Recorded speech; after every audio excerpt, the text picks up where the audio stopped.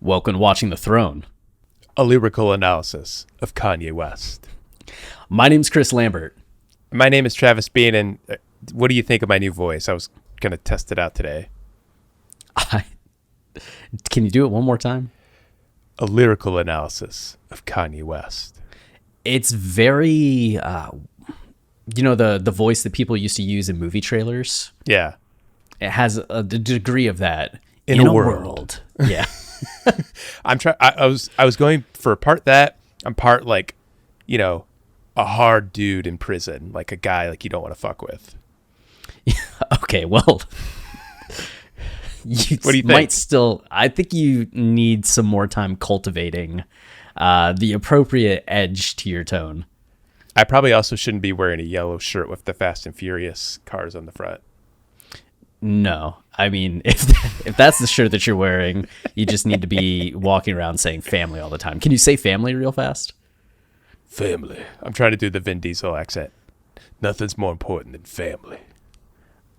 That one, I believe. That all one right. you have down. But you've also spent Hours, days. How many times have you watched the Fast and Furious movies? Well, there's 9 of them, although I've only seen the 9th one once because it just came out.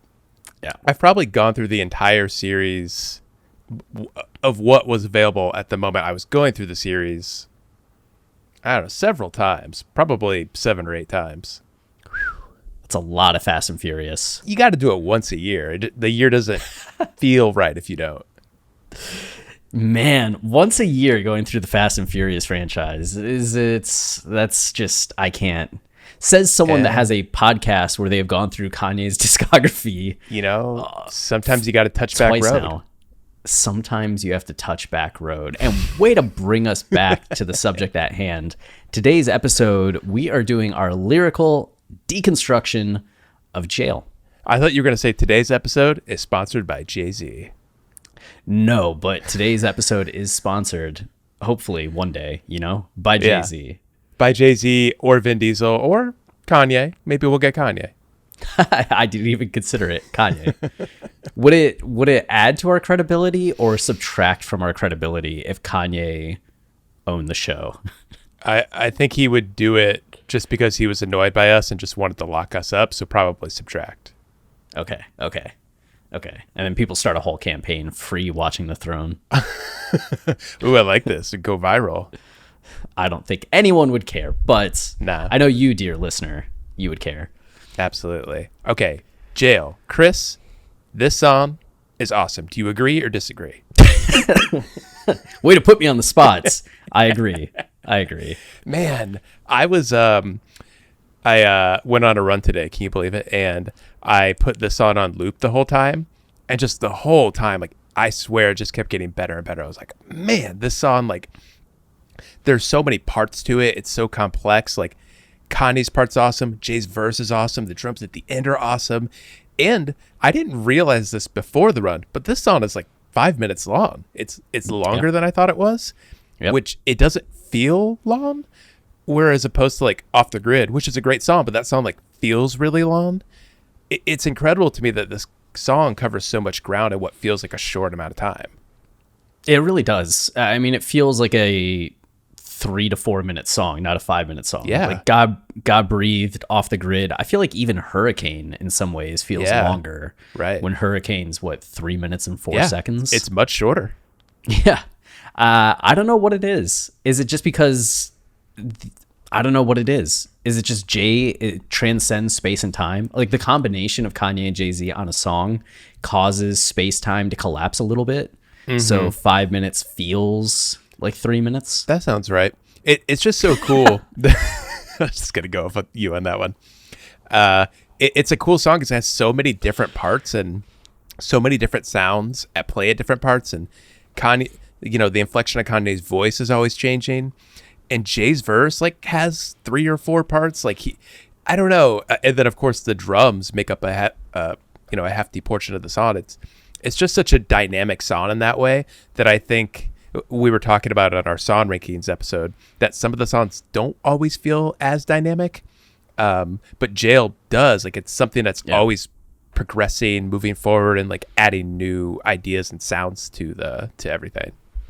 I feel like it stands out too in terms of I've never, at least I don't think, heard a Kanye song that sounds like this.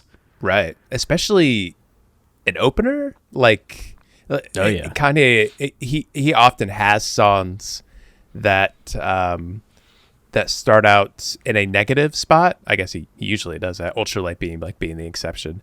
But have like a soundscape and a feel of like being trapped or not knowing which way to go, or you're just in a bad situation and the rest of the album is working your way out of it. But this one is like, it's really heavy in a way that I don't think other songs are, because even a song like On Sight, like it's manic, but Kanye feels like in control, kind of, like he's guiding how manic it is. All powerful in a lot of ways too. But Kanye feels literally in jail in this one, and Jay's expressing like ideas within the vein of like feeling in jail and like what do you do to get out. It's I agree, it's a very different song than we've ever gotten, especially a first song from Kanye.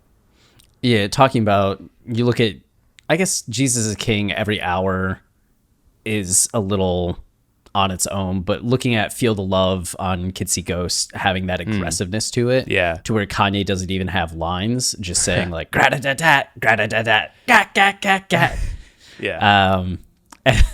And then I thought about Killing You, Ultralight Beam, but going beyond Ultralight Beam to Father Stretch My Hands Part 1, and Kanye being a little bit of a goon on that song. Yeah. And then back to On Sight, Dark Fantasy, Kanye's in control, but we also know, I feel like there's a bit of a heaviness to Dark Fantasy. When they go to the mall and have a seance.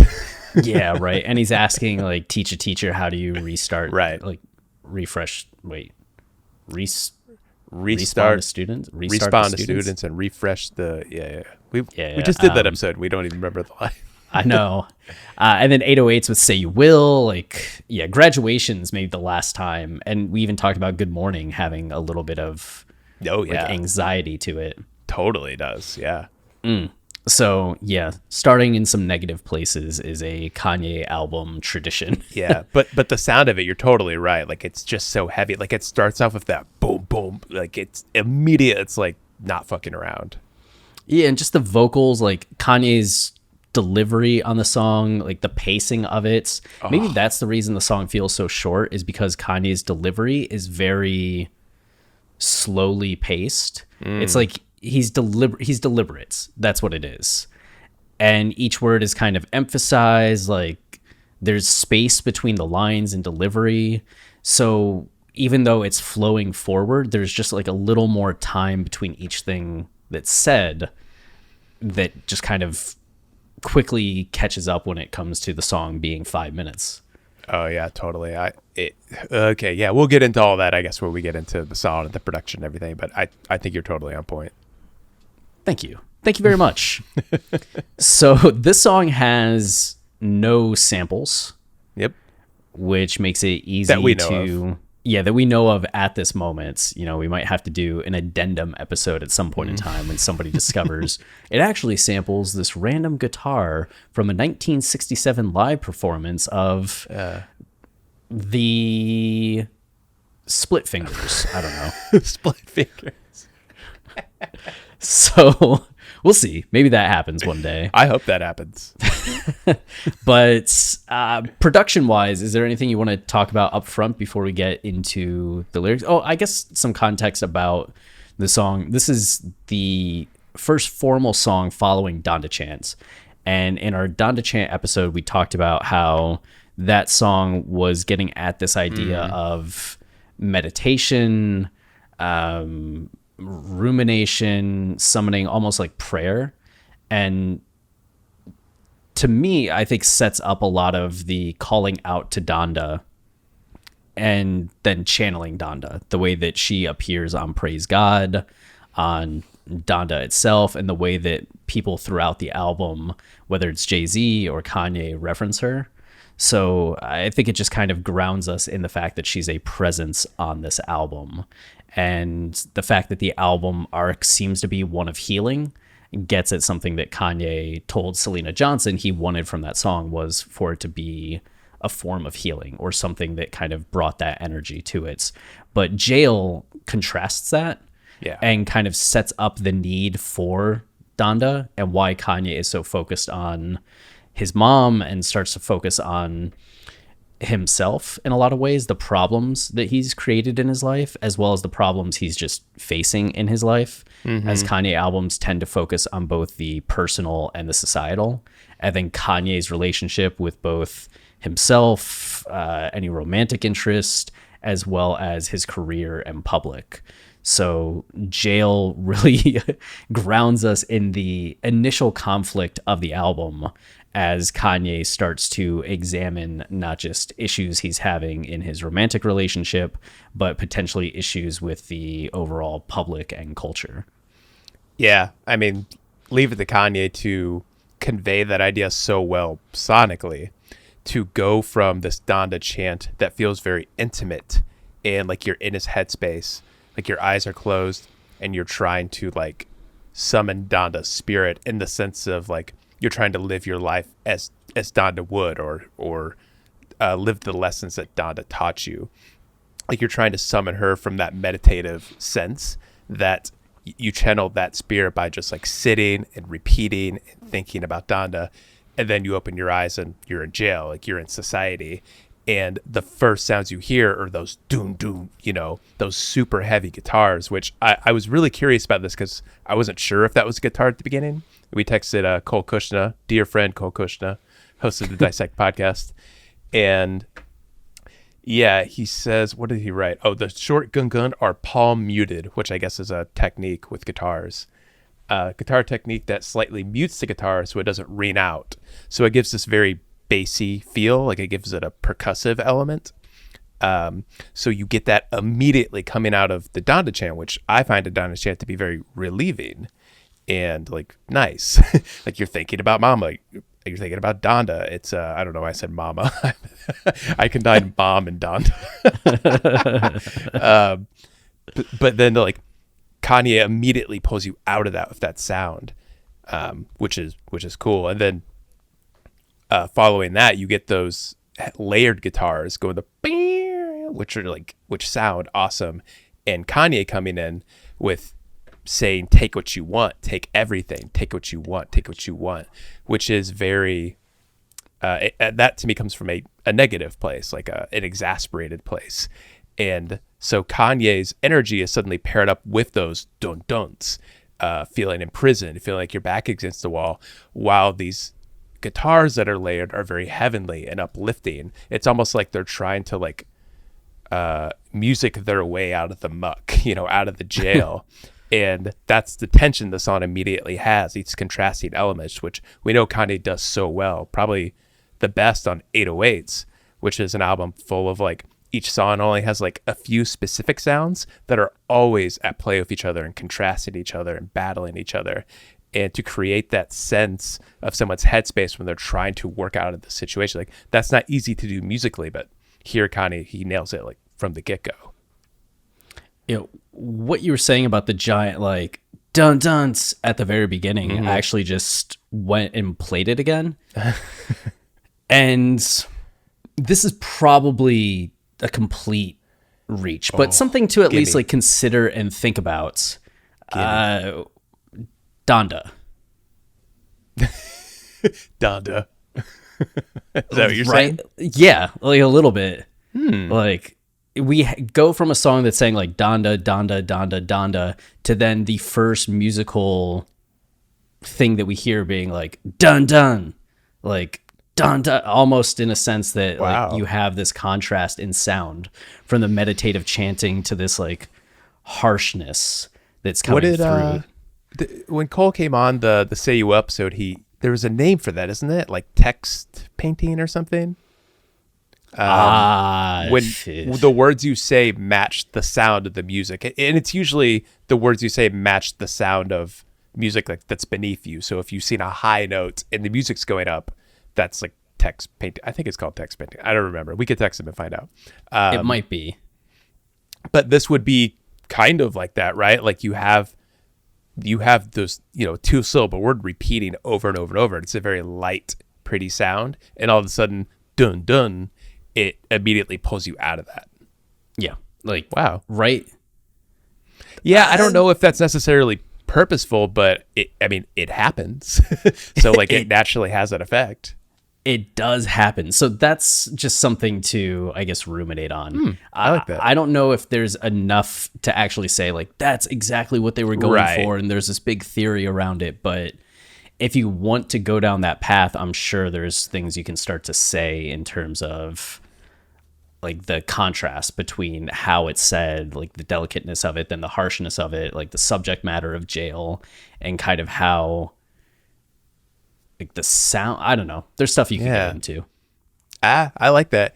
The other cool thing that's happening here right at the beginning is the inflection that's on Kanye's voice, which some people are saying it's shittily recorded. I feel like this is, I don't want to be too insulting or anything, because like everyone has their own ear for music and they're hearing what they hear. But I can't help but wonder sometimes if it's more of an amateurish take on production to think like, oh, the vocals are blown out. Kanye's vocals are blown out on Jail. But I guess to me, like, I'm less concerned with like the technical side of it and more just thinking about like music theory and why like these decisions would be made. Like, I guess I don't think his vocals are blown out or anything. I feel like it's capturing the sound of being in jail. Like it's echoey. It feels like he's yelling, yet he also sounds really faint and helpless. Like he's being overpowered by the reverberation of the instruments in this like empty jail cell. I love whatever they did to Kanye's voice. I don't think it's bad equipment or like bad mixing or anything. It feels purposeful to me.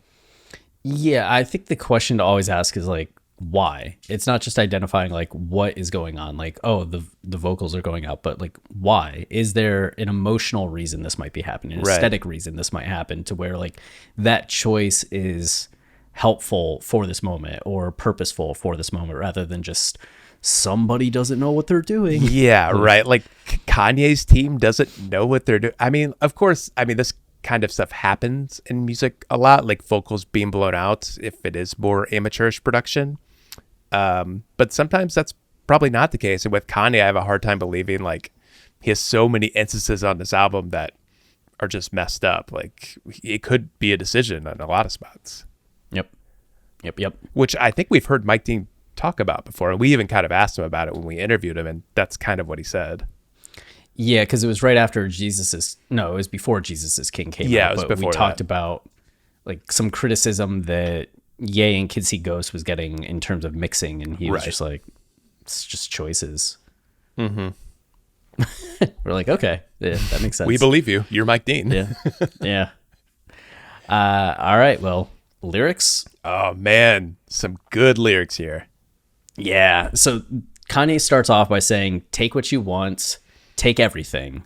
Take what you want, take what you want, which, could get into a number of things, as it's just kind of generic here about like who you is. Like, is it the public? Is it like Kim, given the divorce? And I think as we go deeper into the song and see more of the lyrics, you can come back to this and say like, yes, this does feel like it's about Kim, even getting into like the next line. Yeah. Right. So it's this idea of it's grounding the song, and I think thus the album, in terms of we're starting with the divorce and that Kanye and Kim are separated, and in this separation you start to divvy up possessions, right? Yeah. And in this case, Kanye's just saying like, take what you want, take everything. Like, I'm not going to fight you on any of this. Like, I have that I want to keep from this. Yeah. I agree that I think making it that specific gives it power, and that is probably what Kanye's talking about. But thinking more broadly about the album and how many different tensions are at play all the time, like yes, a lot of the album is heavily dealing with his divorce from Kim, but also this relationship, with God, with the public, with what it's like to be part of cancel culture. Like, you could see this being part of that. Like, you're at odds with these elements in your life and you just kind of give up, like, take what you want. Like, I don't care. Like, I just want to be done with this. Yeah. It's a very defeatist Yes. attitude in like all those cases, right? Like, yeah. Well, defeatist, but also you could view it as just not wanting to deal with it. Like, I don't want to face this. I don't want to, you win. You win, Yeah. you win. And sometimes just saying you win can be a positive act, but sometimes it's a negative act in terms of running away Right. from what's going on. And I would think, given the arc of this album that we're currently seeing, that we would take this a little bit more as running away. Especially as the last song, like Come to Life, not counting No Child Left Behind as a more of the outro rather than song, but Come to Life feels like Kanye finally taking responsibility for what he did and coming to terms with his role in what happened between him and Kim. So it would make sense to me that at the beginning of the album, in a song like this, there's a little less responsibility taking happening. Yeah, definitely. Well put. Thank you. So we head into the first verse, and Kanye says, "Better that I change my number so you can't explain," which gets at reports early on after Kim filed for divorce that Kanye had changed his number, and that Kim had to like reach out to him through his security. Those things were never verified. It was just a page 6 report, but it might be that Kanye here is actually saying that was true. Like, better that I change my number so you can't explain, or he's just playing off the rumor and using it as kind of a part of the fictionalizing of the divorce or the mythologizing of what went on between him and Kim. Yeah, I feel like he's had lines like this before. Like, I can't remember what song it was, but he's talking about like he's not going to text people back, or he's ignoring text. Yeah. I think it was on Ye, but I can't remember what song it was. Yeah, but I wanted to say yay. I just think that's an interesting motif that Kanye uses to capture somebody who's... Na. Is that what it is? Which would work. Like, he's very aggressive in that song. But yeah, I think that's an interesting technique, that you're ignoring the people in your life. Like, that's how you're choosing to deal with it, and as opposed to dealing with it. It's a way to set up a character of somebody who's being difficult, or somebody who doesn't want to confront the problems they're dealing with head on. And then for the rest of the album, you're forced to deal with those problems. Yes. Yeah, Na. He says, "Next time you text, can it wait?" You were talking to a presidential candidate. But I do think there's been other songs too. He's talked about text messages. I think so, but you're right about that. Like, next time you text or call, I don't get service. Yes, There was that's what something I'm like that. thinking of. Yeah. Yep. And then it can also apply, like, as I talked about it specifically to Kim, as you were saying earlier, you can just apply this generally to those other situations that Kanye doesn't want to face that accountability right now. Mm-hmm. Yeah. Right. And then we get the lines, "Violence in the nights, violence in the nights," which is quite like a statement. Wow. Right? Yeah. Because I'm sure there are going to be people that take it very literally in terms of, oh, was there violence between Kim and Kanye that he's now declaring? I'm surprised page 6 hasn't written some kind of insane headline talking about, like, has Kanye admitted to like physical stuff between Right. To me, I thought this was a callback specifically to Violent Crimes. Thank you for catching Kanye. this, by the way. Yeah. There's the lines in the intro where Shake says, "Falling, dreaming, talking in your sleep. I know you want to cry all night, plotting, scheming, finding reason to defend all of your violent nights. Promise me you will see." And you get that reason to defend all of your violent nights. And the chorus at the end, or no, even in the aftermath. So it goes from that, gathering my thoughts. We go from reason to defend all of your violent nights. So we have somebody that is in a negative place that's trying to justify their previous behavior. And in the next part of the chorus, we get Shake saying, "Don't you grow up in a hurry. Your mom will be worried. It was all part of the story, even the scary nights. Thank you for all of the glory. You will be remembered. Thank you to all of the heroes of the nights." So we have this idea of somebody that's defending their violent nights, and then we have this idea of the heroes of the nights. which kind of sets up this idea of antagonist and protagonist. You have people that are looking to do awful things, and then you have people that are like looking to do good things. And then the rest of the song with that setup is Kanye's verse talking about guys being dehumanizing to women, and how much they view women more as like sexual objects rather than people. And Kanye specifically has the lines, guys as savage, guys as monsters, guys as pimps, guys as players, till guys have daughters. Now they precautious, Father forgive me, I'm scared of the karma. Now I see women as something to nurture, not something to conquer. So those are the kind of the key lyrics there. And we talked about it on our Yay season, which is available on podcast platforms everywhere. On our Yay season, how I Thought About Killing You is Kanye kind of ramping up to this manic state. And once he's in that manic state, you get Yikes and All Mine. Before Would It Leave is him kind of coming back to earth and realizing what he was just doing. And No Mistakes, Ghost Town, and Violent Crimes are him trying to be better in the aftermath of having that episode. But you look at the lyrics of Yikes and All Mine, and Kanye is just fully like violent crimes. Right. In terms of how he's expressing himself. He's talking about like conquering women. He's talking about like hitting on this guy's girlfriends, being like, should give up everything for a chance at me, while he's married and has kids. Like, why is he rapping about this? Which I think is, when some people just look at that album on the surface, they're like, why is this guy rapping about this? But that's part of Kanye working on the album level rather than just on the song level. He's saying those things to set up the contrast for the end of the album, where he admits that he was an idiot and that he needs to have a better perspective on this. So I think that's what's meant with Reason to Defend All of Your Violent Nights. It's like you have these guys that are still in denial about their previous behavior. And that's what Shake is saying. Like, you know, promise me you'll see like how to be better.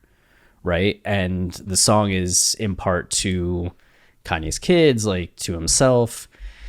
I think that's what's kind of being carried over to Violence in the Night, Violence in the Night. It's Kanye not admitting to like actual violence, but admitting to being stupid and being like toxically masculine in this way of not taking Kim seriously, not like being respectful, which is all things that he kind of comes back to on Come to Life.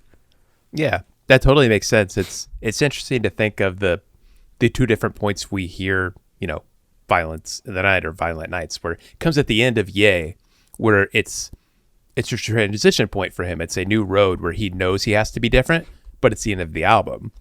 And we've seen Kanye taking steps ever since then. Like first he had to rekindle his connection with God. Like that was part of him moving forward. But now we're hearing it at the beginning of Donda, where we know his marriage with Kim is over. And now it's no longer like, ooh, I have to change. And him acknowledging the Violent Nights at the end of Yay is part of like, okay, like, well, time to change.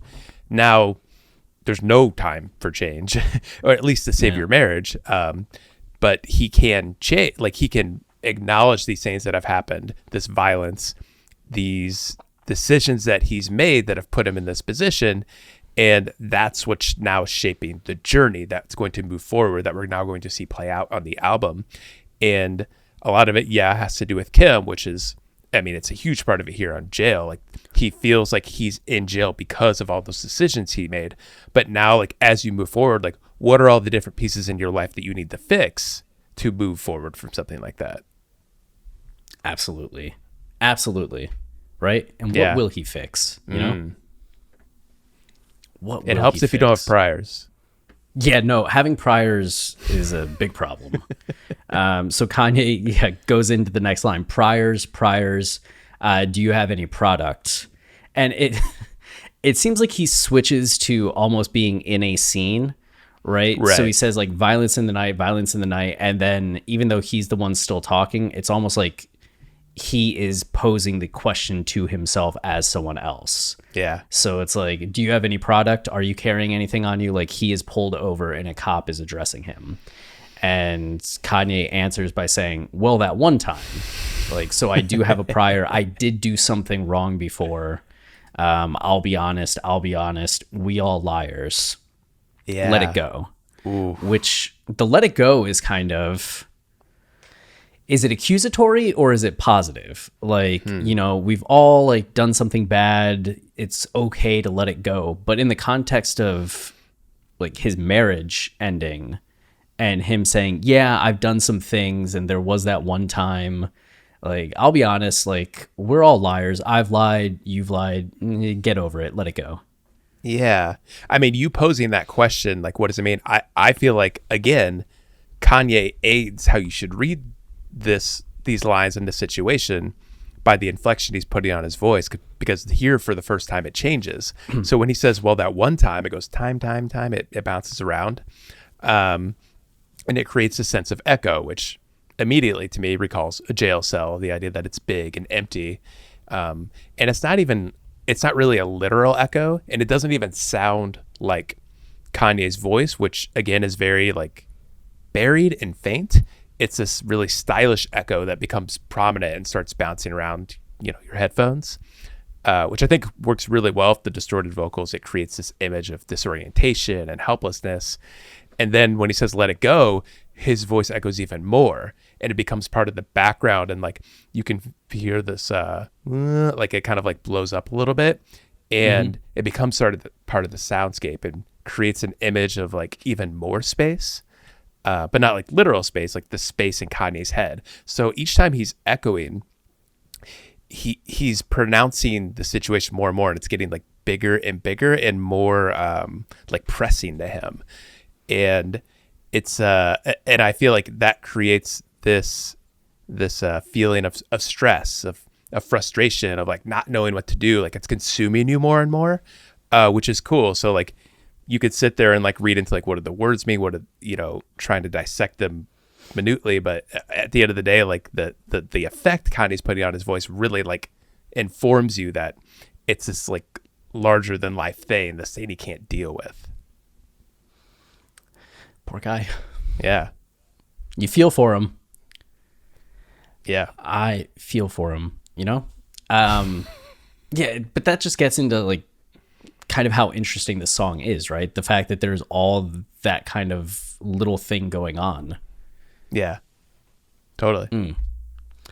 So I'll be honest, we all liars. I'm pulled over and I got priors. So that kind of reinforces the idea of Kanye being pulled over in the previous verse, and it was a cop talking to him as he says, I'm pulled over and I got priors. I guess we going down. Guess who's going to jail? Damn. So there you have it. What's cool about the I'll be honest, we all liars, the choir comes in with them, which I think this is a really interesting element of the song and Donda as a whole, because I think Jesus is King, it's a gospel album, and he wants to do gospel albums from now on. It's a very experimental gospel album in that it's using some traditional stuff, but I feel like for the most part Kanye is kind of like on his own train, sort of like he's creating like this new space. Whereas here, like there's a lot of like simple gospel-y stuff done, like the choir coming in, and you know those like really like those guitars in the background, like that's to me is a more modern use of gospel. Like I remember when I went to church as a kid, like there would always be people with guitars and drums and stuff. I just think that's a cool element of the song and the album in general. Like even thinking forward to God breathed on this, and how like, you know, there's organ and there's this idea that God's breathing on a song. Like it's cool that those elements keep being brought in here, because it is ultimately a gospel album in the sense that like Kanye is reaching to God for help. Like gospel songs don't always have to be like happy and uplifting. They often seem of like fear and feeling lost and needing help. And that's what I think that this choir really infuses here. Like it's this desire to reach up to God, to break out of something. It just made me think of if I've ever listened to other modern gospel music. I'm like, does Switchfoot count? Switchfoot. I just remember that song, really liking that one Switchfoot song that was big in like 2002. And I brought it up one time, like my wife and I were driving the car and I played it and she's like, huh, I didn't know you liked Christian rock. I was like, what? And she's like, yeah, they're like a Christian band. I was like, what? And I played another song. I was like, oh, I was also big in this song in like high school. And she's like, that's another Christian song. I was like, Wow. what? I had no idea. I don't I even had no know. idea. I wouldn't know a Switchfoot song. Yeah, it was a good song. I don't remember what it's called at all, but so you're saying that on Jesus is King, the use of the your car door has been left open beeping on Use This Gospel is not traditional gospel.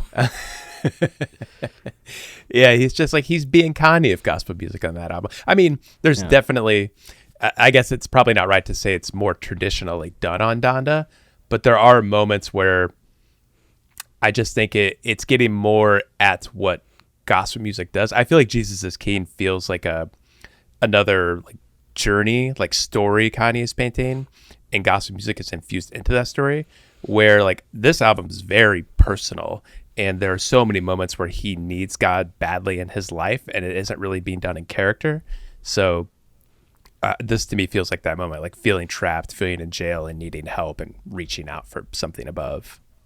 Yeah, like I understand like the elements that you mean. I feel like this album, like 24, Donda, Keep My Spirit Alive, Right. New Again, like Lord I Need You, Pure Souls, even Come to Life, all Right. feel more what I think about Kanye doing gospel than when I think about Jesus is King. Yeah, that's probably a good way to think of it, actually, that the beginning of the album here, where it feels like you're walking through a graveyard or you're walking through hell or something, like those gospel sounds just take on a different feel in that sense. Yeah. Like you have these moments since Kanye is continuously, even in these low times, feeling God's presence, but they just don't overwhelm the production yet. Yeah, guess who's going to jail tonight? And guess who's going to jail tonight? And that's really where we get the metaphor coming in, right? Like we have the take everything you want. We have the confrontation that happens in the first verse.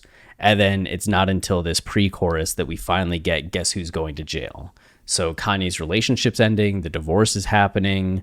He's messed up before and he's feeling like, all right, like I'm off to jail.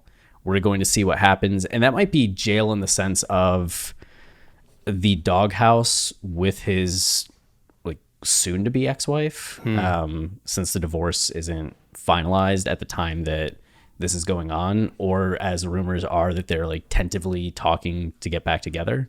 You could view it as like the doghouse. You could view it as knowing how big of a story it's going to be if him and Kim break up, that he feels like society's also going to throw him back in jail. Right.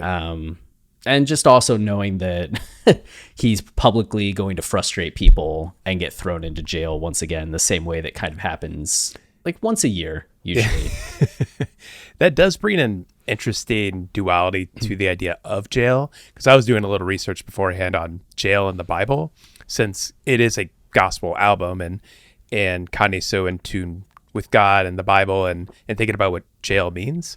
And I got some information from gotquestions.org, whose slogan is "Your questions, biblical answers."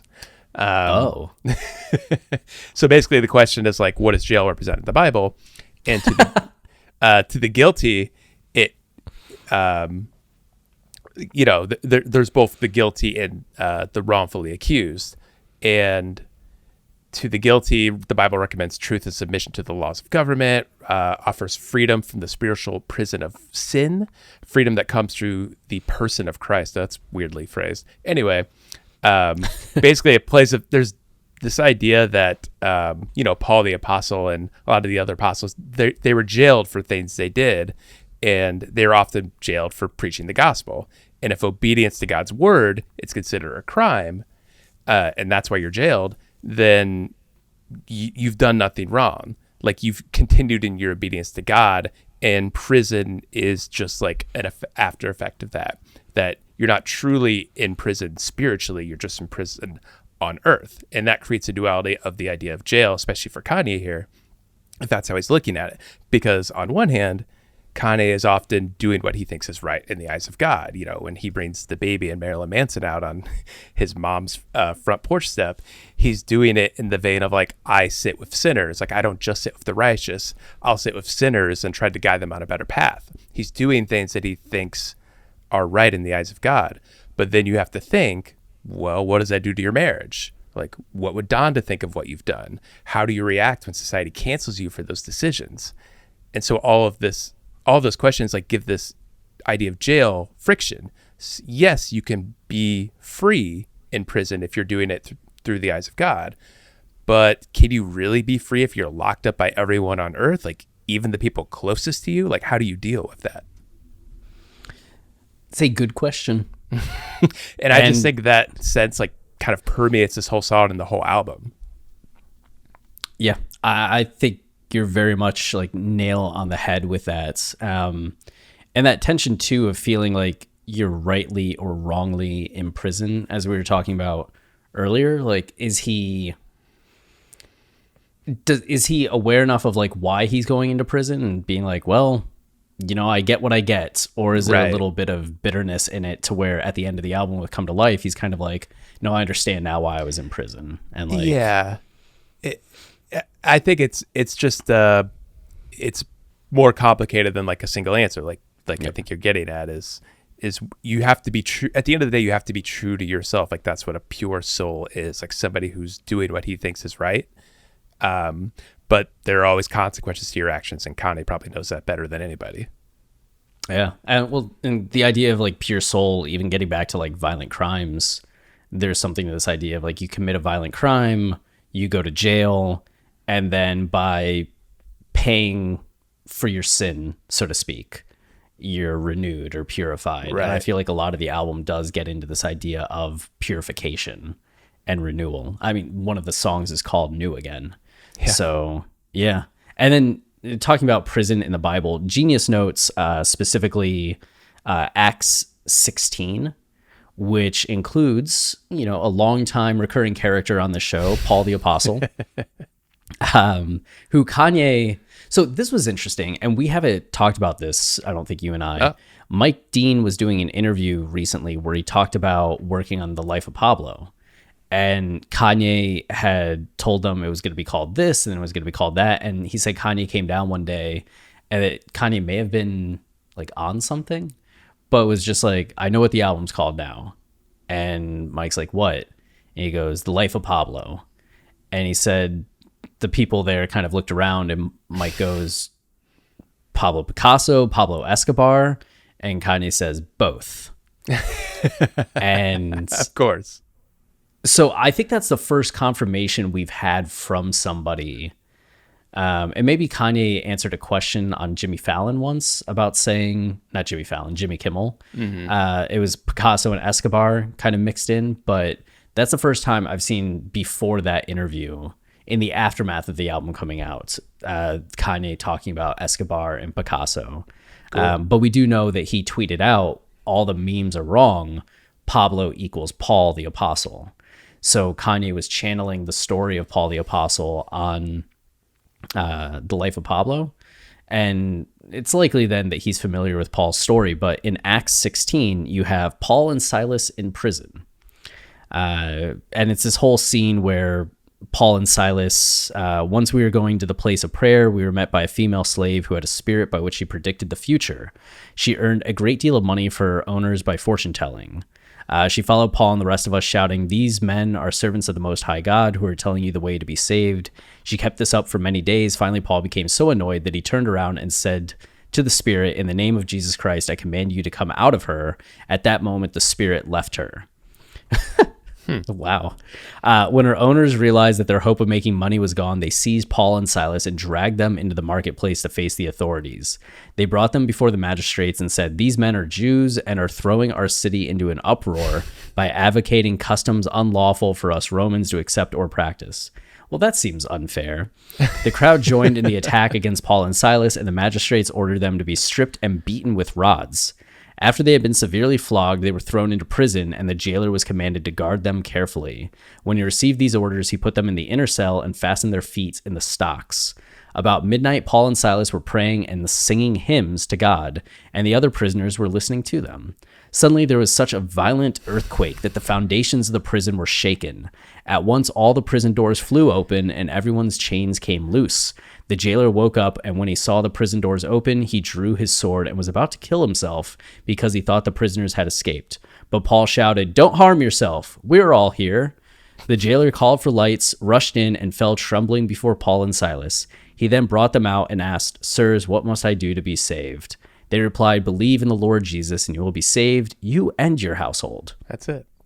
So when he says, "God, go and post my bail tonight," that might be what he's referring to.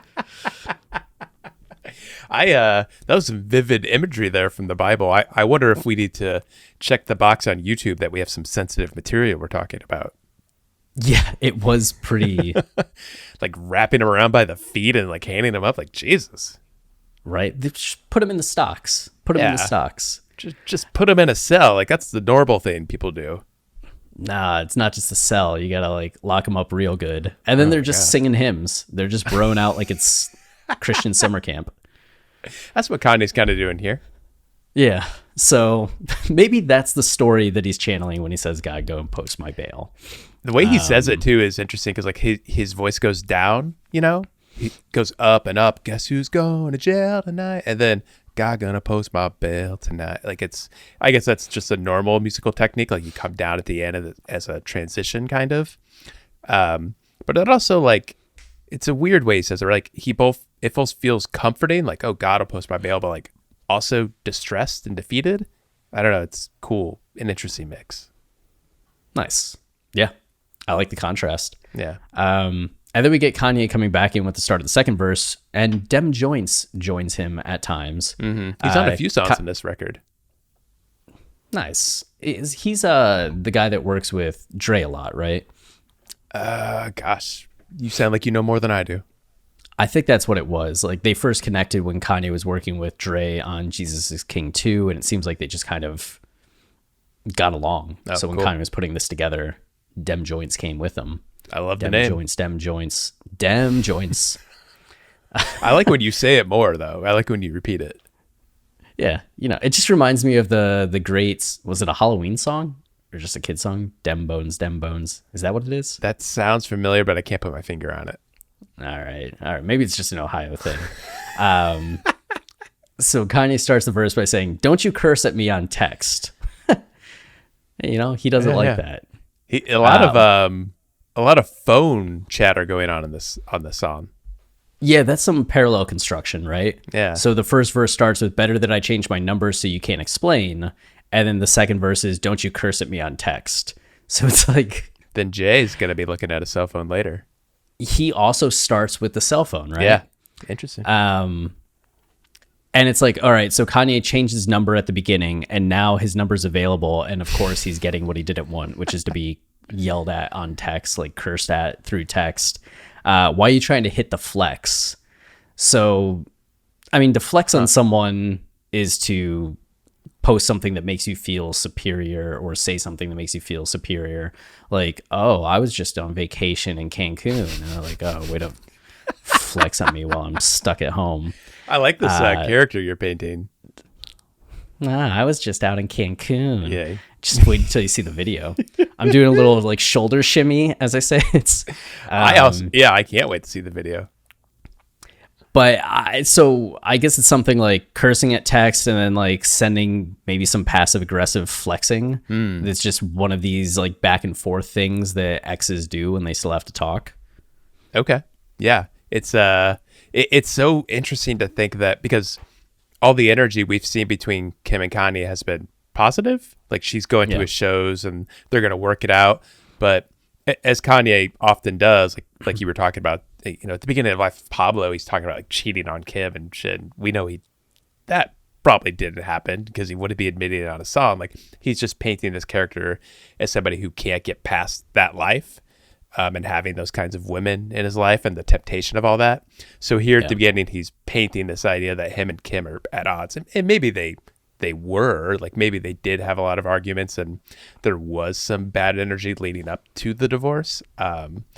But the way he's playing it up here, I feel like is meant to just contrast what'll later come in the album, where he's seeing the wifey on what's the song, whatever that song is, or he just sings about her. Is it Pure Souls Come to Life? No. New Again? Lord, I Need You. Lord, I Need You. So I said all of them except Lord, I Need You. Is it Tell the Vision? Oh, Tell the Vision. Tell the Vision. That's it. But yeah, that's just a common Kanye technique in narrative terms. Yeah. So, either dramatizing some of the tensions that were there, or it is insight into a period where they were a little more tense with each other. And maybe just like trying to hit the flex is also just like, why are you trying to seem tougher than me right now? Yeah. Like, why are you acting tough in text messages? Which would be why he says the next line, I hold up, like, what?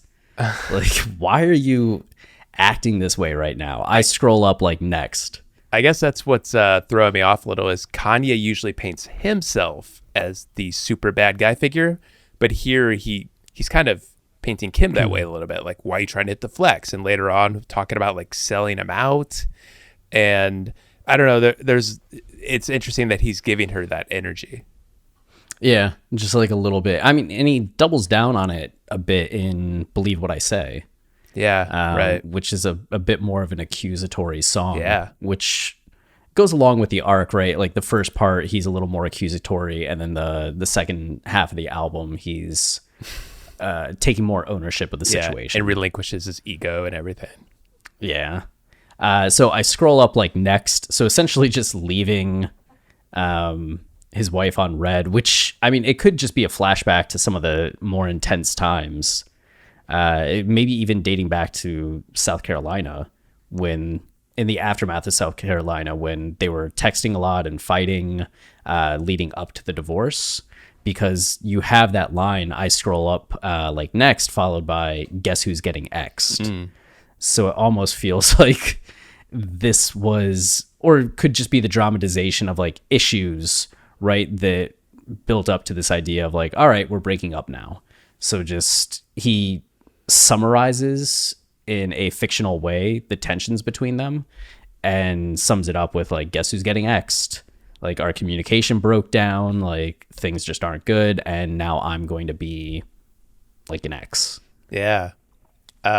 Two things I want to note here. A, I love the way he says like, I hold up like what? Like he says it like in this, it gives like personality to the character. It makes it goes beyond like rapping and makes it like a scene and something you can see somebody saying. And when he says like next, he does the same kind of thing, which is cool.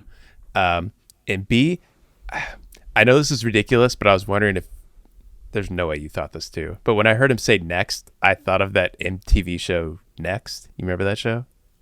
Oh my God. The dating show? No, but... You don't remember that show? No. Oh. I remember, what was the one that had Carmen Electra on it? God, I don't know that one. That was way back in the day. That's like a 90s show. Oh, yeah. Yeah, I'm not talking about that. No, this was a show where it'd be one person and there'd be 5 people waiting to date the one person, and they'd be all on this bus. And one person would get off the bus and go on the date. And if the guy didn't like the girl at any point, he'd be like, next. And that's what so I thought of that as like getting X'd. But obviously that's not happening here, but I was just wondering if you thought about it too. I'm sorry I brought it up. Let's move on. No, I like the idea because, I mean, when he says I scroll up like next, it's almost like I'm scrolling up to the next text message, and that results in him getting X'd. And that's then like her saying like next. Right. So it goes from him saying like next to then her saying like next. Ooh.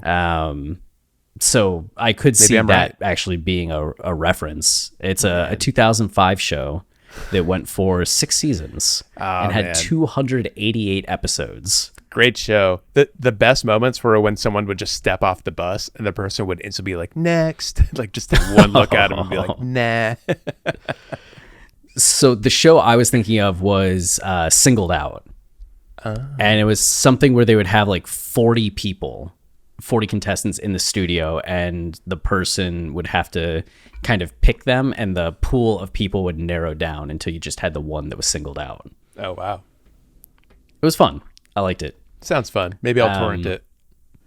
But the next also made me think of Ariana Grande, Thank You Next, Oh, yeah. which was all about moving on from a previous relationship. Pete Davidson. So, Pete Davidson. So I could see like either reference, but I do think it's this idea that he goes from saying next to now being like, yeah, I'm getting X'd. She's the one saying next, or he could be the one saying next here, being a little entitled, but just like a little petty. Like it's not just next on the message, but like next on the relationship. It's also just like the way he's saying all that's so defensive. Like he's trying to pretend it doesn't bother him because like this would ruin Kanye. Like he's going to be crumbling and he has so many emotions to deal with and so much to rise out of now. But here he just sounds angry and like, guess who's getting next? Like, I don't give a shit. Yeah, it's bitter. And I mean, he kind of says that with the next line, like, you made a choice that's your bad. Single life ain't so bad. So I think that reinforces the idea that the second next is her saying that to him. And he's like, you made a choice that's your bad. Like, all right, you want to make this mistake? Like, go for it. I'm saying single life ain't so bad. But again, isn't it come to life where he's like, I don't want to die alone? Right. Like, he starts getting very emotional. So you still get that juxtaposition, right? Where here, as you're saying, it feels like a little bit of denial, a little bit of like being a jerk about it just to save face. But the true emotions come out later in the album. Yeah, that's funny. Whenever I hear the line, I kind of think Kanye's imagining someone saying this to him. Like, you made a choice that's your bad. Like, all of these decisions you've made have led to divorce. Like, that's your bad. Hey, single life ain't so bad. You'll get used to it. I mean, that's true. It is Jointz saying it, right? Right. So that's cool. Yeah. I'm down for that as well. It kind of switches between what point of view, these phrases are being said from. Yeah. So I think we do know the next song, and maybe it's not fair to make that kind of comparison, but on the next song, Vori talks about like the devil and the angel on the shoulder. And you could almost feel it as like Kanye's conscious, or like the devil being like, you made the choice, that's your bad. Single life ain't so bad, right, man? Right? When he's kind of like, it sucks. Like, yeah. Yeah, I think either reading is supported, and doesn't change like the main takeaway, right? That there's some kind of denial or struggle to accept like what's going on in the situation. Right. But we ain't finna go there. Something's off, I'll tell you why. So it's kind of like, as you're starting to dig into these emotions, back off. And just say like, something's off with all of this though. I'll tell you why. But before we can get that, it says, guess who's going to jail tonight? It just kind of like interrupts back into that thought, which that's Kanye coming back in. And then Jointz comes back in saying, what a grand plan to sell you out. So maybe the way to read that is like, something's off, I'll tell you why. What a grand plan to sell you out. Yeah. Is the way to read that, and not like, I'll tell you why, guess who's going to jail tonight. Yeah, that sell you out line is tough, because then you do have to wonder like who is saying it, and like what specifically is, if it's Kim or Kanye, like what specifically are they talking about? Is he talking about Kim selling him out? Like, she has this platform to sell Kanye out and like say like it was his fault, and there's a lot of evidence to support that, like, yeah, Kanye probably did mess things up. I don't know. It's interesting. It's a very vague line that's kind of tough to figure out. Well, because the difficult part of the line is that you has been used throughout this song as a reference to this other person in the relationship, right? Right. Like, better that I change my number so you can't explain. Like, I guess, do you have any product is referential to Kanye in that sense, where he goes, well, that one time, I'll be honest. But then do you curse at me on text? Like, don't you curse at me on text while you hit me with the flex? In the second verse, it's also about, as we're saying, Kim. But if Jointz is talking to Kanye, right, and saying, you made a choice, that's your bad, what a grand plan to sell you out, it's a little bit of paranoia, right? Like, all of this is a grand plan that you get sold out, that things are against you, that forces are working against you. I guess you could start to frame it that way. But if we're also viewing this as Kanye still talking to Kim, but through Jointz's voice, then it's just like, what a grand plan to sell you out. I guess that would be more accusatory, right? Of like, you're divorcing me, and it's all just because you're still like doing things to get money. The same way that you like sold out to E, the same way that you've sold out to like all these other like influencer campaigns, yada, yada, yada, which would be a pretty pointed thing to say. Yeah, right. Yeah, we posted to Twitter asking people like what they thought of the line, and I feel like generally what everyone's saying is in line with all this. I mean, at the end of the day, it just gets at antagonism, right? Like accusing each other of things, like things are this marriage is not ending on a good note. No. And whatever place Kanye's in right now isn't necessarily good either. And that's why the last thing we hear him say in the verse is, I could scream and shout. Yeah. Let it out. So like he has a lot of, it's not just like peaches and cream for him, right? Like he has a lot of frustrations that he wants to let out. Yeah. And he's kind of letting them out over the course of this like early part of the album. Yeah. I'll be honest. Let it out. I'll be honest, we all liars. I'm pulled over and I got priors. Guess we going down. Who's going to jail. So that just kind of repeats. And the we all liars feels a little bit more pointed again in the context, like after having the additional context of the second verse. And Kanye comes back in with guess who's going to jail, with the jail very much now grounded in this idea of his divorce and just the aftermath of that. But then saying, God, go and post my bail tonight. So he still has his faith. Yeah. What's really cool about that whole second verse, the way like his, again, I think gets at why the song works so well and doesn't feel like it's 5 minutes long, even though it seemingly feels like you're hearing the same sounds the whole time. The different kinds of guitars come in throughout that second verse and feel very heavenly and like blown up. Kanye's vocals are stretched here and there, the way he shouts, let it out. And then here going into Jay-Z's verse, it goes right back to the sound we heard at the beginning. Just very heavy, very spacious, and it kind of resets everything. So the way it's able to move in and out of those sounds is really awesome. And then is it pretty quiet for most of Jay's verse? Like, yeah. But again, with Jay's verse, just like Kanye's, like these little elements keep popping in, and like the verse slowly gains power and personality because of it. Nice. On top of what Jay's doing, which is fucking awesome. Yeah, his vocal performance, like his little breaths in there, like love it. Yeah. It's just like such a classic Jay line. But even Jay, I feel like this is a unique flow from him.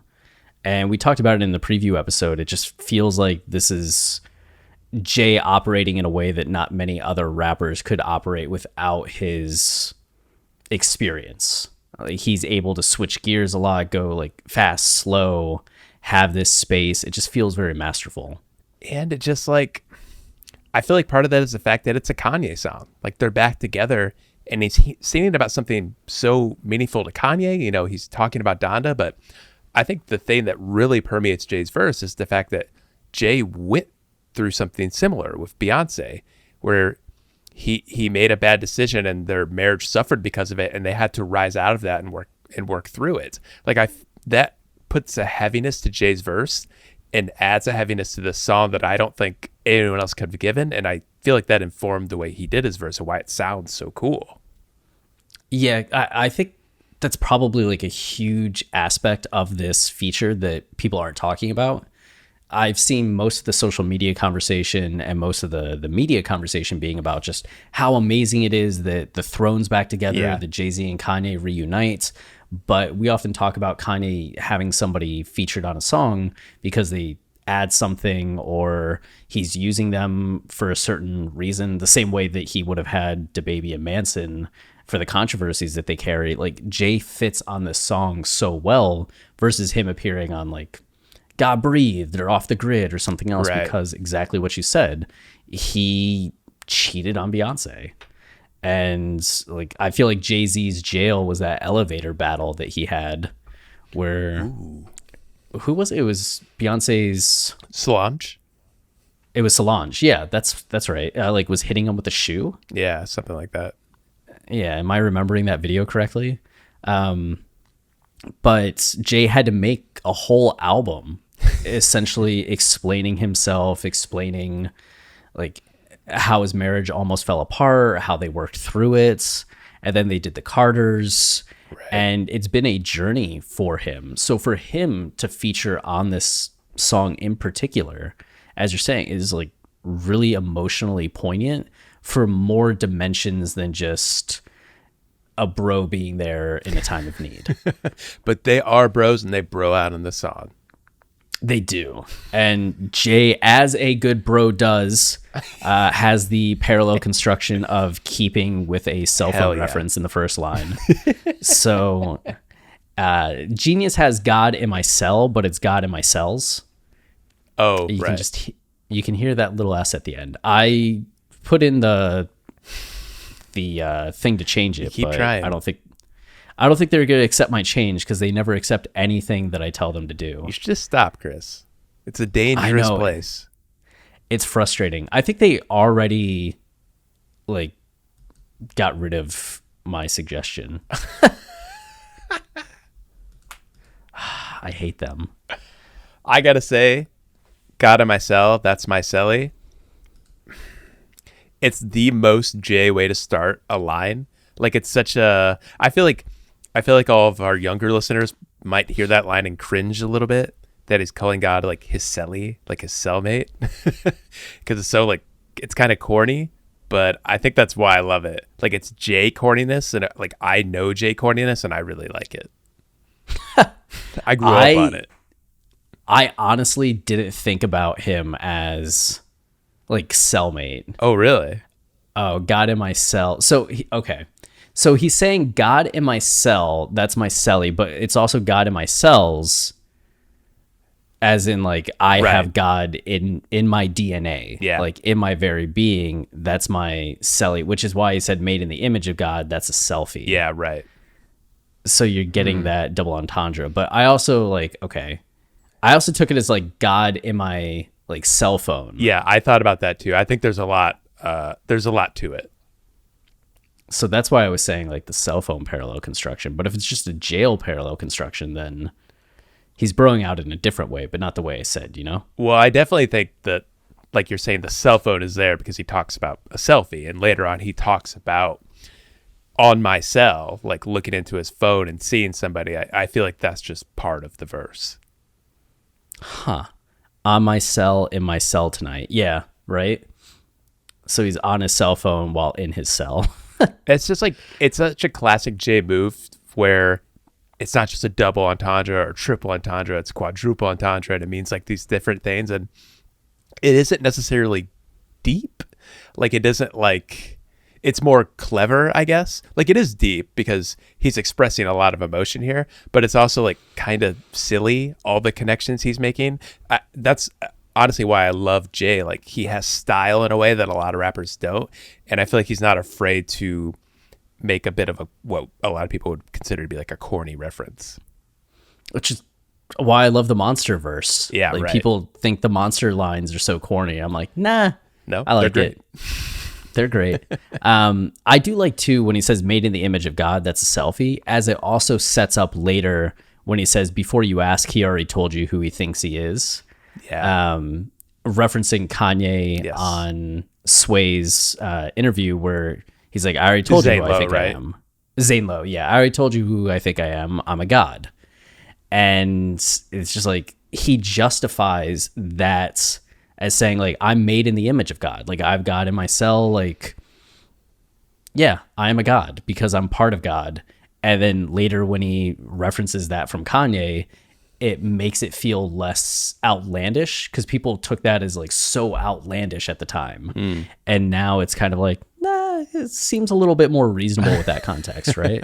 Right. Pray 5 times a day, so many felonies. Right. So he's got a clear his conscience a little bit, or Yeah. atone for all the sins that he has committed in the past. That's what I like about this is so much of the rhetoric around Kanye is like holier than thou and moralizing and shaming Kanye.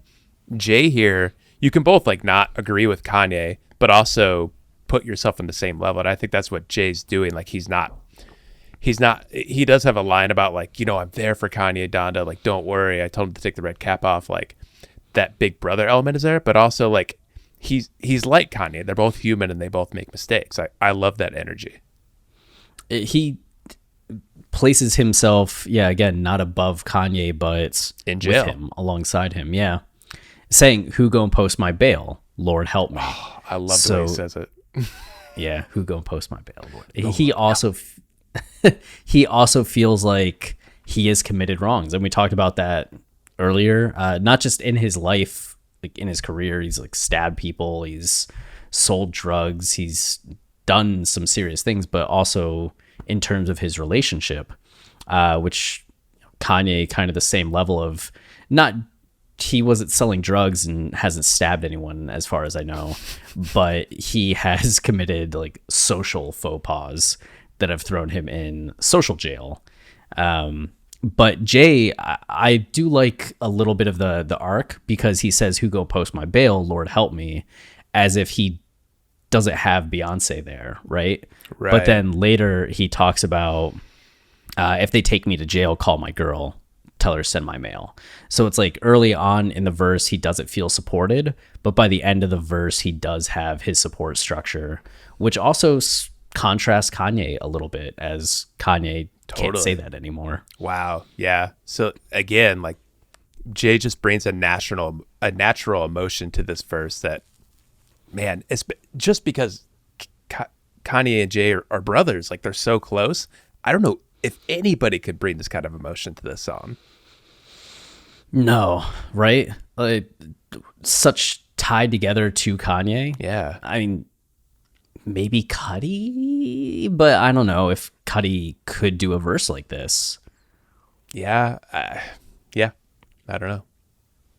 There's a gnat on my I mean, just microphone. the fact that it's Jay and Beyonce and like those couples were intertwined, like they knew each other. I don't know. It's just, it's very heavy. It is. Well, then you get the Lord help me. And we talked about how Kanye kind of is using Donda as a connector to God in a lot of ways on this album. Like she's the angel through which he talks with God, or just God works through the connection that Kanye feels with his mom. We talked about that in terms of Only One, right? In the lyrics of Only One on the Donda Chant episode. And here Jay says, Lord, help me, and then goes immediately to hold up Donda. So it's like the first time he like calls out to God to help him, he then goes immediately to talking to Donda.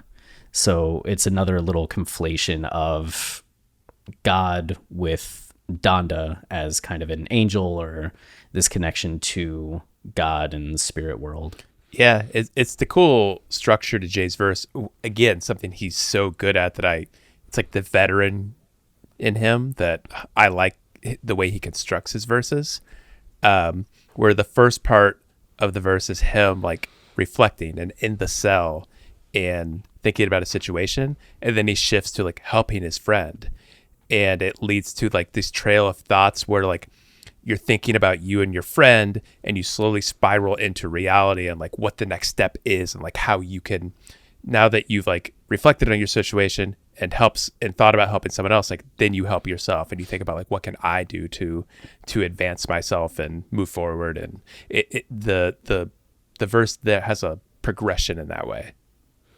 It does end up being a pretty selfless verse, doesn't it? Yeah. Wow. Way to go, Is Jay. this the... Jay doesn't brag at all in this, does he? Like in terms of like money. Oh man. He told Kanye to take off the red cap, but so I guess it's kind of a brag that he's not a Trump fan.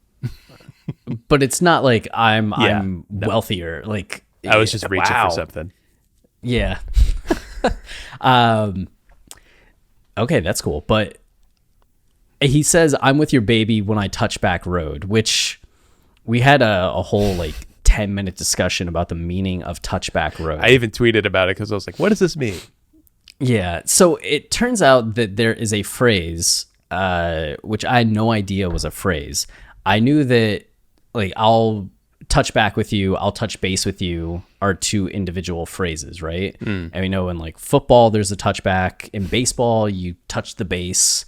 I've heard each of those individual phrases my entire life, but people actually say touch back base there as like a full phrase. And I don't know if that was the original phrase and people just kind of shortened it to like, I'll touch back or I'll touch base rather than saying I'll touch back base with you.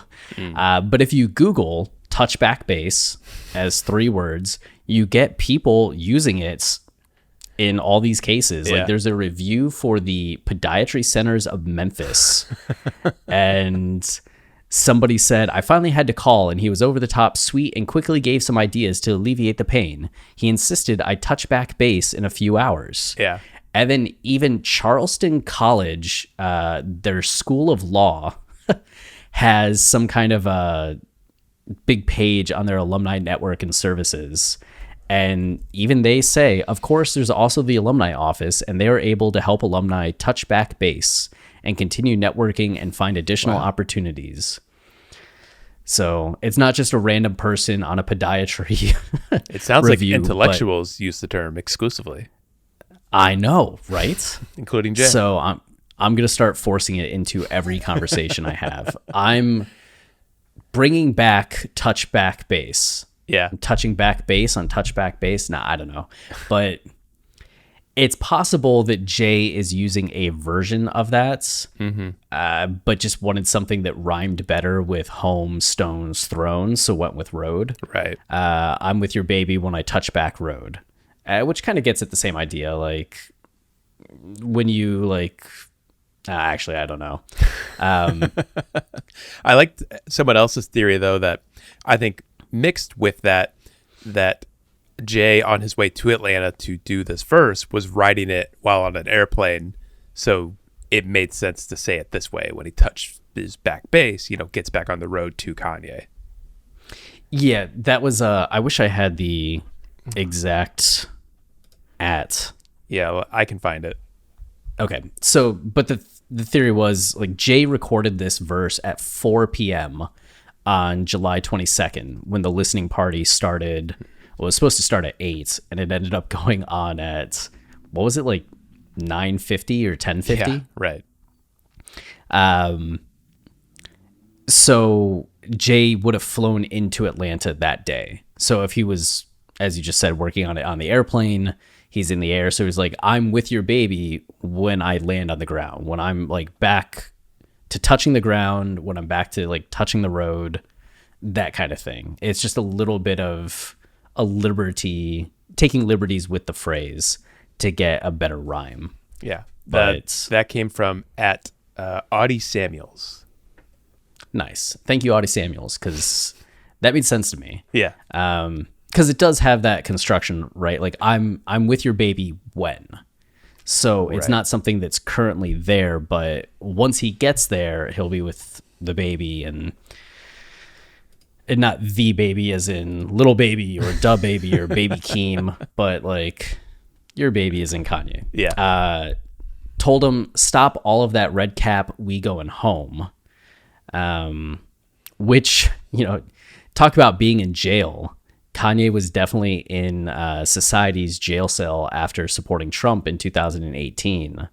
And that feels like Jay in a way being like, I told him to take the red cap off and like, we're going home. Like I helped him get out of that jail, or like, I'm going to help him get out of that jail. Right. It's an interesting transition to the next line though, don't you think?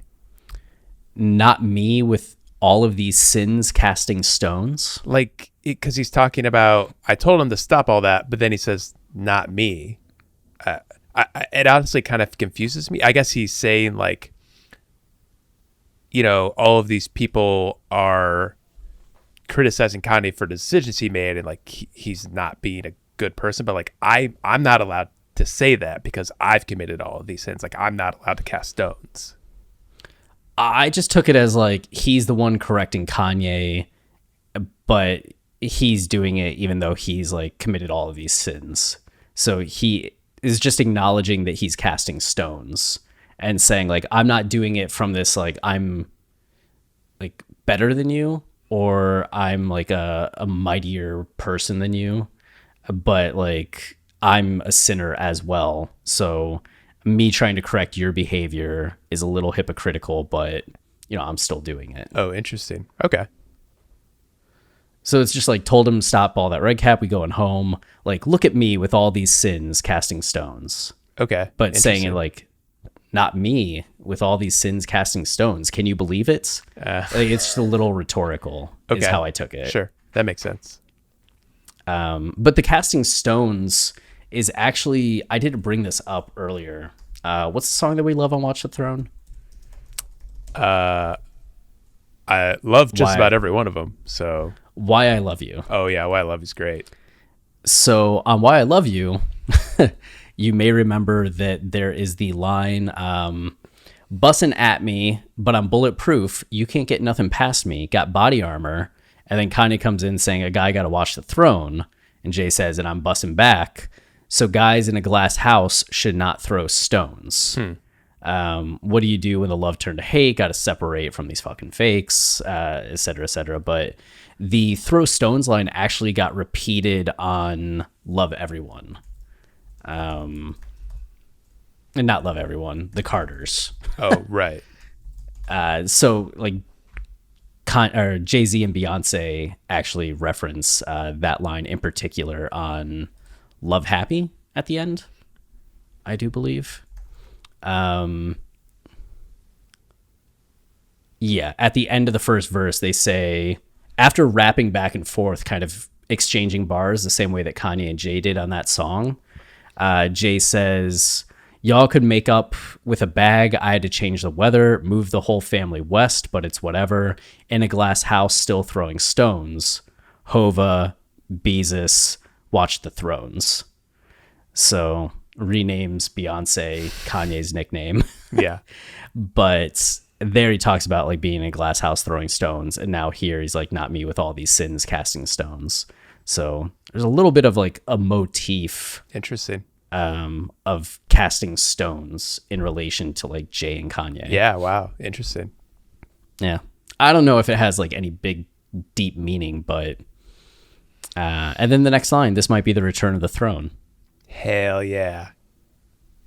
And then Hova and Yeezus. So Yeah.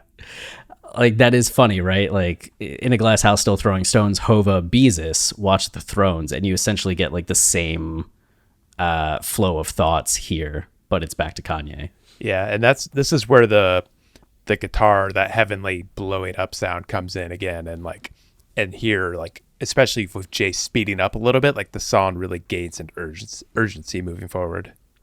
And we have him comparing himself like to Moses and Jesus. Love it.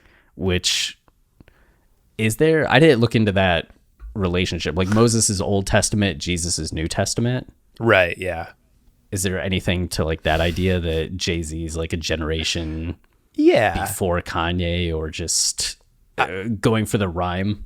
Definitely going for the rhyme. So like maybe you don't have to read past that, but that's immediately what I thought of, is like Moses is like this older wizened figure, and Jesus is somebody who has to like deal with the hate, who's out there in society and not afraid to be who they are. Yeah, you could get into the actual characterizations comparisons a lot more too, right? Oh, that line, man, Jay killed it. Yeah, but at least like continues the religious motif throughout. Yeah, right. And you're not in control of my thesis. So the you at this point is no longer like Donda with like, I'm with your baby.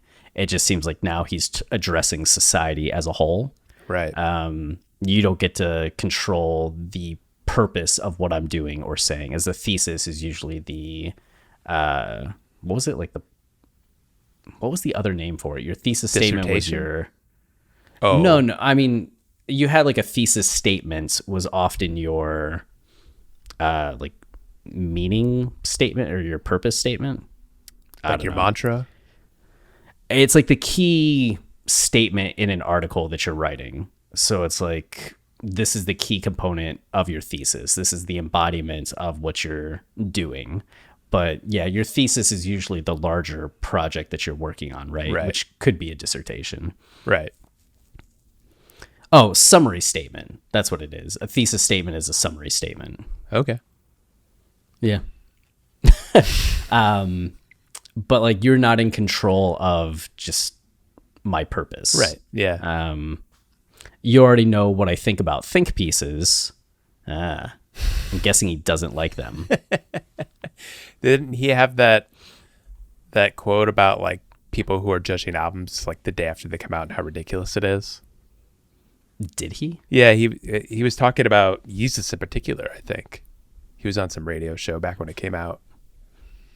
Nice. That would be I'm sure.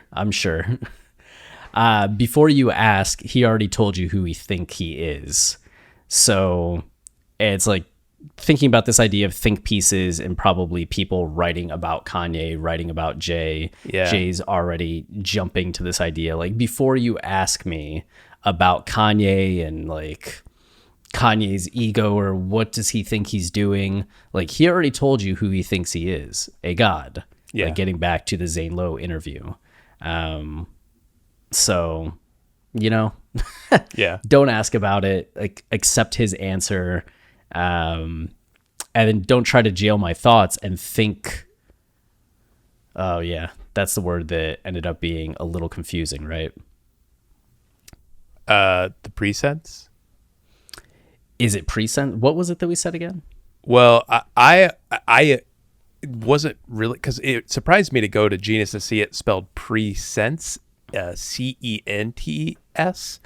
I took it as a pre-sentence, which that's right. happens like what is basically it's a sentence the prosecutor's pitching or the cops are pitching that you get before you even have a trial.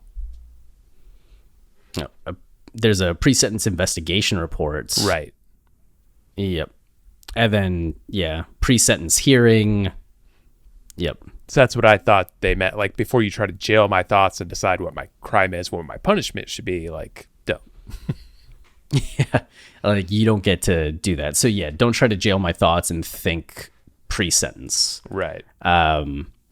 But he says it, like, in a way you just hear, like, pre-sentence. Like, so the sentence could be very fast and he's just getting into the next line. It could be, as Genius is saying, like, pre-sense, with the hyphen there, as in like before money kind of thing. Don't try to jail my thoughts and think before money. Like, money is the ultimate thing, so don't forget about the money kind of thing. Which, given how much Jay talks about money, I get why.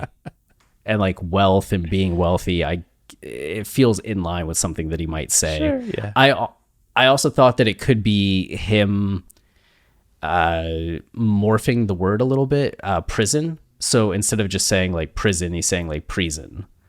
That feels like a reach too. But he just wants to keep with like the pre scheme that's going on, which would be don't try to jail my thoughts and think prison. Like, don't put me in like a think prison. Which would be what happens when your thoughts are jailed. Yeah, right.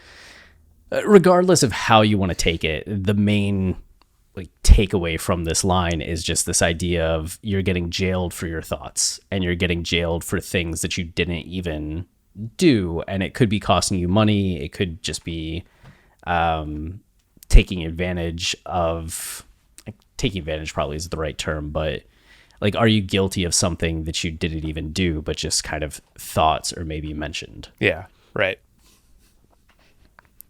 Which then gets into control, right? I can't be controlled with programs and presets, because if you're going to get imprisoned for your thoughts, or you're going to lose your livelihood for your thoughts, getting into that idea of cancel, then it's going to control the things that you do and say, because you're going to feel wary of like, I can't speak up on this, or I can't talk about this topic because people are going to get mad at me, or I feel like I can't because of society like throwing other people in jail for thoughts like that.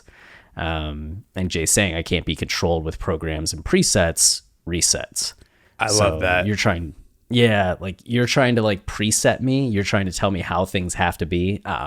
Well, he does, like, he gets pulled into like the thought process at all, and like thinking about any of these people and caring about what they think about him. So he has to reset. And when he resets, we get this like emotional ending to his verse.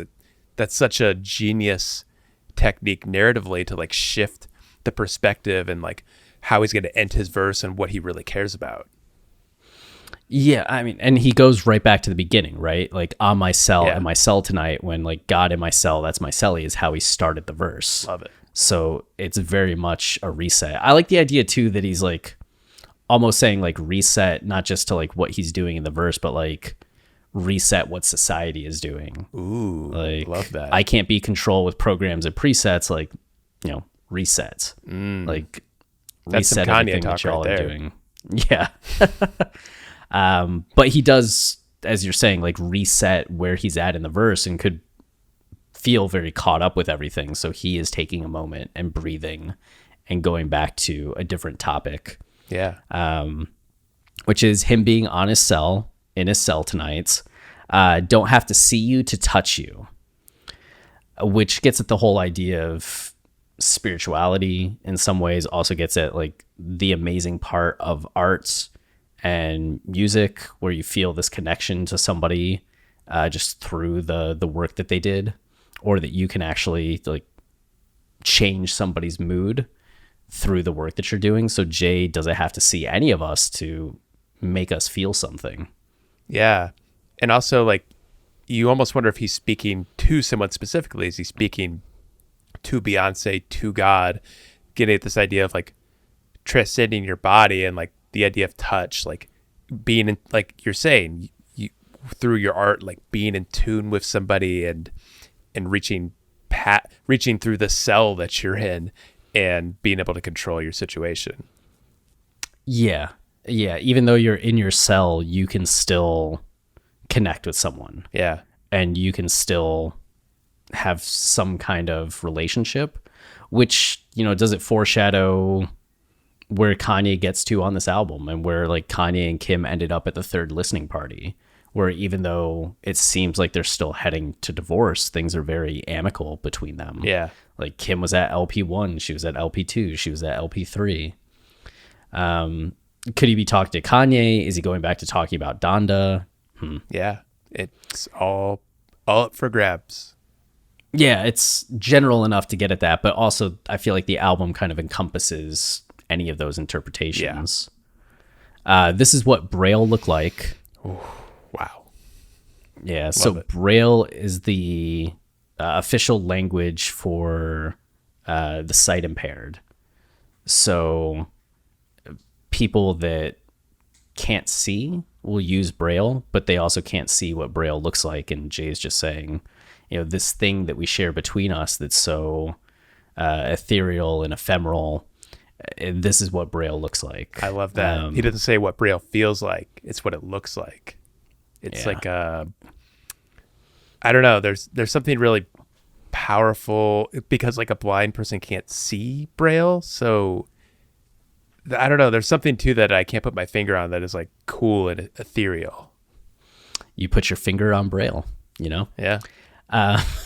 Which, yeah, that's kind of the nuance of that too as well, right? Like, because when you can't see, you touch Braille to read, but here is saying you don't need to touch, and Braille, yeah, it's just cool. I've seen a number of people like really call out that this was a line that jumped out to them.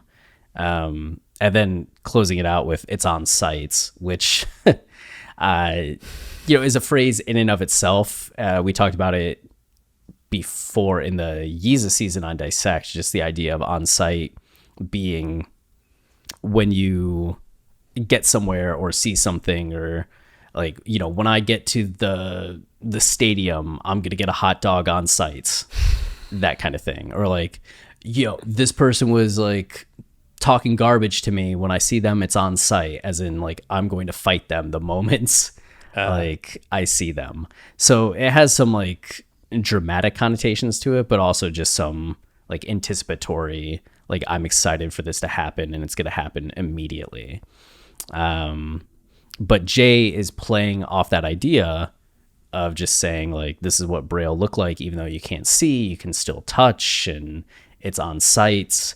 So he's playing on the phrase, but also the Kanye song from Yeezus, which I don't know if he's necessarily bringing in the context of the Yeezus song, because this is the first of 3 songs he calls back to: On Sight, Hell of a Life, and Yikes, which all 3 are a little more dramatic Kanye songs. Like On Sight's very egotistical. Hell of a Life is Kanye like envisioning marrying a porn star, and then Yikes is Kanye in the midst of a bipolar episode and the highs and lows of that episode. So of the Kanye songs to reference, it is like a dramatic 3, but I also don't know at this point if there's much more we can kind of take away from like a specific On-Site reference or a specific Hell of a Life or Yikes reference. I think, all 3 of those songs, while they are very manic and antagonistic and all over the place, all 3 of those songs focus on something very micro and internal, like On Sight, like Kanye being in that club, and like it's his ego's through the roof. Like he needs to control the situation, and like we're seeing what the effect of that is, like what he feels like in that situation. Hell of a Life is like all in his head. He's envisioning this life of a porn star, and Yikes literally takes place in his head. I think that's a cool energy to bring to the song, where you're trapped in a cell, and it's not a literal cell. It's the cell in your head. It's the cell society has placed you in. And it just captures how stressful that can be. Yeah, which contrasts like a little bit with the energy, because I feel like Jay's in a softer spot at this point in the song. Like there's something very pretty about like and emotional about don't have to see you to touch you. This is what Braille look like. Right. Like call my girl, tell her to send my mail. I guess like we know what hell look like is a little more severe. I think it's so just JB it does and Jay. Pivot. Like yeah. he's the wise one. He's the one that can like look at a situation and like know how to think through it and come out the other side. Where Kanye is more, he's so open and vulnerable and like playing a character in a way that he's putting himself in the situation and just reacting in the moment. Yeah. Yeah. So we get the On-Site reference, and then he kind of backs up to if they take me to jail. So he talked about being in jail, like who gonna post my bail, in my cell tonight. So it's a little bit of like backtracking, but just saying call my girl, tell her send my mail, and that contrasts earlier with him saying who gonna post my bail. Mm-hmm. So Jay at least has someone that he can rely on and end up calling, where Kanye, it feels like in this early part of the album, like keeps talking about how he just really has God. There are times where he kind of expresses feeling alone, like not having the people around him that he needs. So it kind of starts to be a little bit of a motif. And then Jay saying we know what hell look like, which is pretty severe place to get to, given how positive a lot of this song was. But it also starts getting at like societal issues, right? Like hell can be people trying to control your thoughts. Hell can be like these think pieces. Hell can be people trying to send you to jail. And then there's still a connotation that we haven't talked about at all, with Kanye feeling like he has priors and getting pulled over and knowing the experience that's Black Americans have with the police, right? And how terrifying that can be. And Jay kind of maybe calling like we know what hell look like these situations that Black Americans have to face in American society is like we know what hell looks like. It's like this stuff that we have to deal with every single day. Still, it's a hell of a life. Like that, despite what we have to deal with, there's this like positivity that comes from it. Like, you're still alive, you're still like getting to do things, but he's throwing a yikes on the end of that. Yeah, it's just Jay, classic Jay, just referencing as many things as he possibly can. Yeah. Man, and I do love, so if I'm gonna put on a little bit more of a tinfoil hat, the Hell of a Life reference, Hell of a Life is the song that follows Runaway. And Runaway is a song that probably up until like some of the stuff on here was arguably the most emotional when it comes to a relationship falling apart in Kanye's discography. I mean, Say Will in some ways like heartless, but there's just something to Runaway that people say it's Kanye's like best song. It has all this emotion. It's kind of the worst parts of Kanye's personality at that time, right? And like Kanye, in quotes, is the, I'm sure there's a ton of dramatization there, but we also know that he was struggling romantically at that period in his life. And so you go from Runaway to Hell of a Life, where Kanye has this fantasy of where he's watching porn and he imagines running away with this porn star. And I do wonder if it's pointed to reference the song that follows Runaway in the aftermath of Kanye's like divorce. Could be. Could be. There's not enough there, I don't think, to say that's exactly what's going on. But it's at least a place you could go with it. Yeah, I like that. And then we have Kanye coming back in with Guess Who's Going to Jail Tonight? Guess Who's Going to Jail Tonight? Which Jay saying, if they take me to jail, and then you have Kanye coming back in with like, yeah, guess who's going to jail? Like, yeah. And then we finally conclude with God Go and Post My Bail Tonight, which I think sets up a lot of the arc as well. The same way that on Yeezus, you have Kanye having the interlude where the choir comes in and says, he'll give us what we need. It may not be what we want. And that's the arc of Yeezus. The Yeezus character starts in this place of feeling like high and mighty, but then we see that he suffers some losses, has this emotional decline where he kind of wallows, but all of it is in service to having an emotional breakthrough that then allows him to meet this woman at the end of the album that he could potentially finally have a loving future with, which encapsulated the time of Kanye's life from 2010 to 2013, when he was kind of lost in the lifestyle and then started dating Kim and was cautious about, could this finally be the woman for me? And here we have this idea that he's going to jail, but God's going to post my bail. The question is when, and what are the conditions of God posting that bail? Is God just going to do that because, you know, you're Kanye and you're in jail?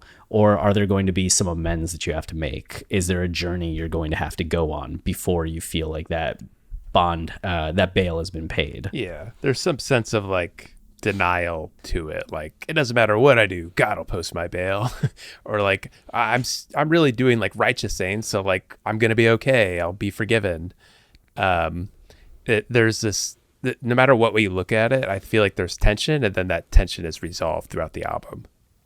Yeah, right.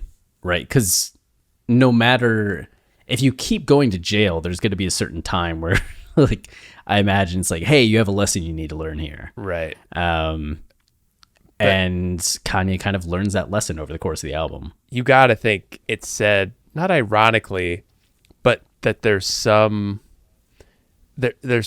more to that statement, because you say God's going to post my bail tonight, and then those drums come in, which is maybe the best part of the song. Like, to have like, to counter this entire song, like any inkling of hope there is, whether that's spiritually or like with Jay and his situation and like his marriage, or like, or coming out on top of Kim in the situation, like whatever way you would look at it, whatever positive energy is trying to come out of the song feels like it's buried at the end by the heaviness of this percussion that suddenly comes in. Drums are not a very prominent part of the album. So here, they're very pronounced, like and they're solo, like 808 style. They're there up front all by themselves, and they share the energy that those Paul muted guitars had early in the song. It's almost like the dark energy of those guitars wins out, and now this empty space is completely consuming Kanye. We're ending with no vocals, no guitar, no nothing, just this. And leading into God Breathe, like that right away owns a very heavy synthy bass. Like it carries that feeling into it, which is a song that feels very dark and grimy and like you're in a graveyard. It's a neat transition to come out of Jay's verse and Kanye saying like, God's gonna post my bail tonight, I don't care, to like things are not great. Well, I feel like it was in Text with Cole, like he might have mentioned that some of the scraping sound in the production at the end reminds of like handcuffs or cell bars, like something that felt a little bit more like prison-y without being like outright hearing like inserting like prison door closing sounds. Right. Or just having a little bit more like clanking in the sense of like metal and bars. Yeah, just creating that image with, I mean, I feel like that naturally comes out that way. Yeah, but there is that, again, in that tension that you noted earlier with like who's going to jail tonight, like the uptick versus the downtick on God's gonna post my bail tonight, and that the album then kind of goes into that lower register for a number of songs until finally coming back up into the upper register. I don't know if that's like intentional or any way or meaningful in any way, but you do have at least this tension of like the high and the low kind of set up in this album having this low portion for so long. Yeah, man, what a song. It's a great song. I love it. It's a great song. It really rose up on my rankings after going through everything and thinking about it. Just wait until all the others do that as well. That's true. Then you're going to have a real big issue on your hands when we do our final re-ranking. Every song's tied for number one. That's fair. I think that's fair. Yeah, I think just the overall major takeaway from this is this idea of a little bit of impetuousness on Kanye's part, like maybe a little bit of arrogance of God posting his bail, and we're going to see him humbled over the course of the album. But then also the sense of like, why is he in jail? How did he get here? The focus on the divorce. And we're going to see the themes of this relationship with Kim and this idea of accountability and judgments really coming back over the course of the album. And, you know, Kanye's growth as a person over the course of the album. Can't wait. Can't wait. All right. Well, then. That's all, right? We have anything else to say about jail? Nah. Tune in next time for God Breathed. Ooh, man. This episode was long. That episode might be longer. I hope so. I can almost guarantee it. So to prepare for the chaos that will be that episode, we really need you to stay wavy. Okay. I thought you were going to give fans like another challenge. And I was like, not another challenge. All right. Yeah. And keep it loopy. Yeah.